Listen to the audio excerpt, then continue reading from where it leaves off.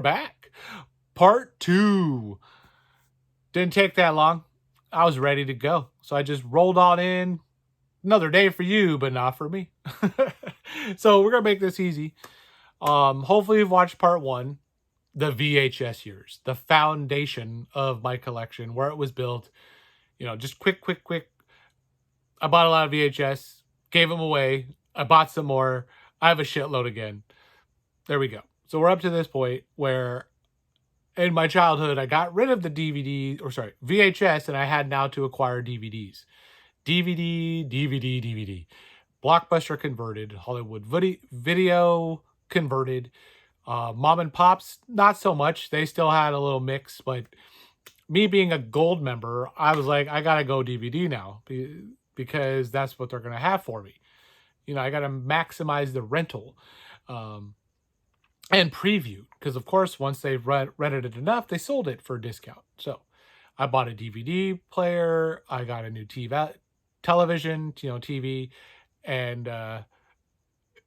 there it went. Just crazy amount of purchasing. I bought DVDs for, I don't know, 10 12 years probably straight then, from my like 18 to 30. I actually kept buying DVDs even when Blu-rays came out. I just would not go to the format. It was too expensive. HD DVD was out as well, so they were competing. My brother, he was like, "Oh no, HD DVD is gonna win. Don't go Blu-ray. Don't just wait and see. Wait," because he's like, he was buying all the red cases, and I know he regretted it because he gave them to me, and whatever else he did with them, but. He he was like, no, it's gonna win. HD DVD is gonna win. It didn't. Now I was still like, nope, DVD's fine. I like the format. My eyes thought it looked still good enough. It was still clear enough on the televisions that were still being used at the time. So yeah, wasn't ready. So kept buying. Kept going to different places to get them, from the music stores to the, Kmart's back then, probably a swap meet or two. Not as many of my DVDs came from swap meets back then, but now who knows? And probably friends, not as much family, but either way, I was getting them. So I just was getting them. I was like collecting stuff like this, the snapper case. The normal, like stuff like this that doesn't even have a Blu-ray still. This is why I have them. The DVDs just kept being accumulated. These came down in price. They had so many awesome ones. I didn't care about Blu-ray. I have about 2,500 of these bad boys now. Probably more, but as of right now, 2,500 logged. All different movies on DVD. Horror, comedy, action, adventure, drama, all of it. But my favorite, to be honest, of the DVDs and why I don't get rid of them are these kind of movies. Raunchy comedies like Porky's, Revenge of the Nerds, and way raunchier than this. Haven't made their way to the next format. They're still stuck here or back on the VHS. So there are tons of this that I have that are just not on Blu-ray yet. So I'm not going to get rid of it. Prayer of the Roller Boys, which for some reason not a lot of you have heard of. There's a movie called Winner Takes All. That's like the motorcycle movie for Rad. Like their Rad equivalent, but it's for dirt bikes. Fortress, which is an Australian, not the Lambert one, but Rachel Ward, one. Like, I'm just trying to think of things off the top of my head. Wisdom with Emilio Estevez. So all the Dr. Jekyll and Mrs. Hyde.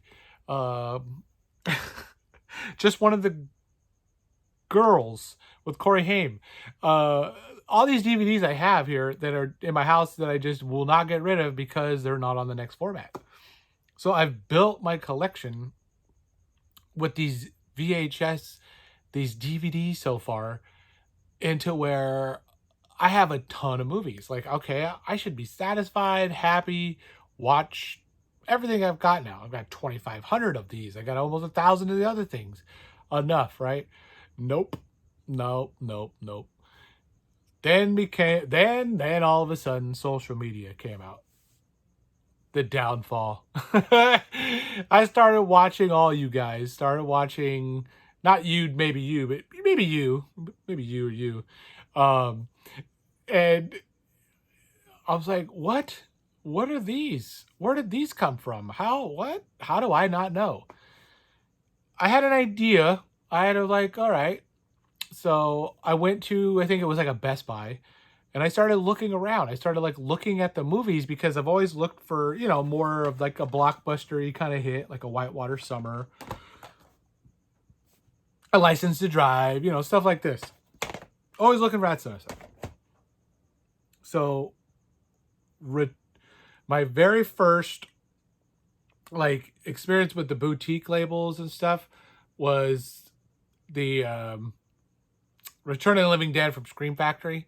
And I remember seeing that there and going, okay, so that's what that stuff's about. So once I saw social media and all that, I was like, I'm going to be dunsies. So that's going to be part 3. It's going to tie into how I'm now locked in on my exploitation and Blu-ray boutiques and all that. But with the DVD, I just want to talk about a little bit more because I don't want to make this one as long as part 1. This one will be quick and easy for you. Because DVDs, I mean, yes, we all have them. We all know what they are. They're great. They're easy. They're durable. You can scratch the hell out of these things and they'll still play compared to a Blu-ray. Get like a little hairline and it's done sometimes. But these things, they take a beating, These are your travel movies. Take these things with you on a trip. If you lose the dollar movie, so be it. Someone wants to borrow a movie that's unsure about one, let them take a DVD. You watched one of our videos. You watched somebody's live streams. They're talking about like a tournament or whatever. They're talking about all these $50 steelbooks. Just buy the $1 or 25-cent, 50-cent DVD first and make sure you like the movie. Make sure you actually want to own it for $50.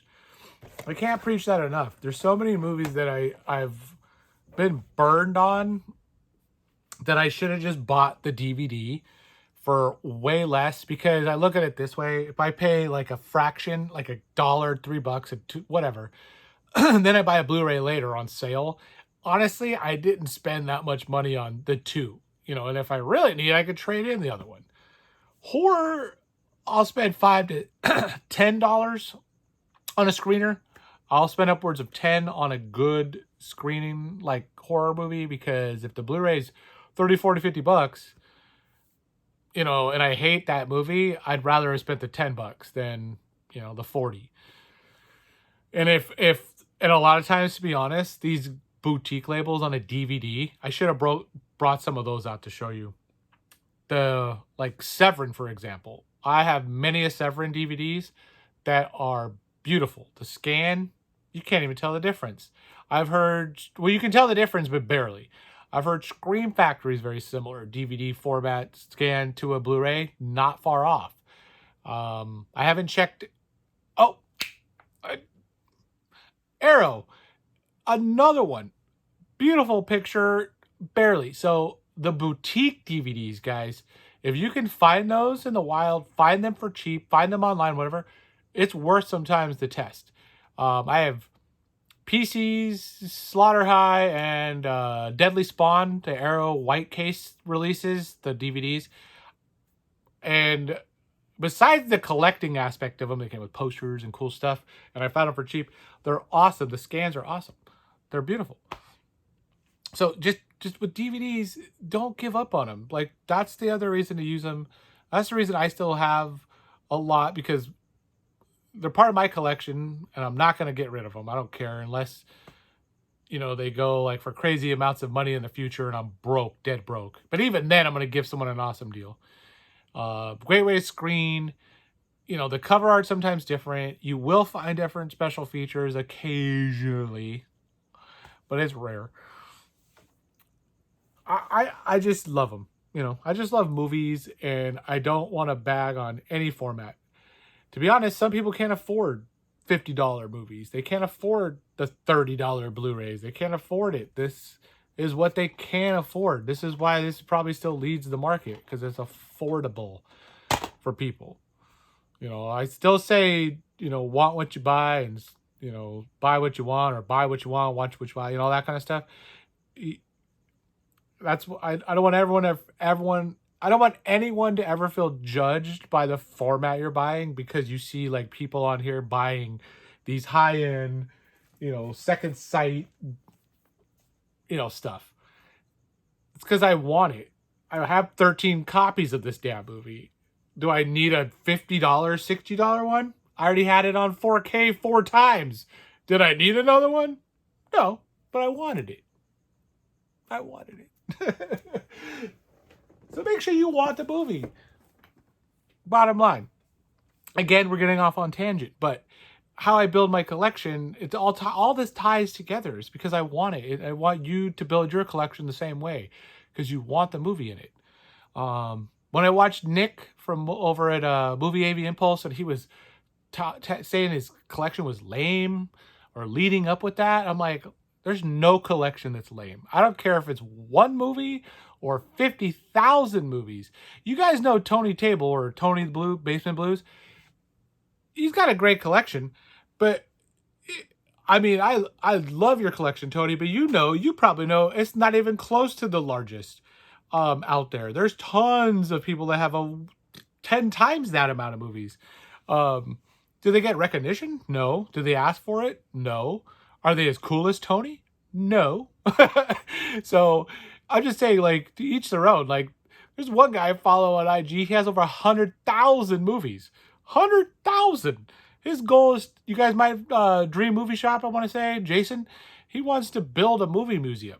Great idea. He had an inspiration. He wanted to acquire every damn movie out there, DVD, Blu-ray, whatever, so he could open a museum and turn it into a store, turn it into an event, like a place to visit.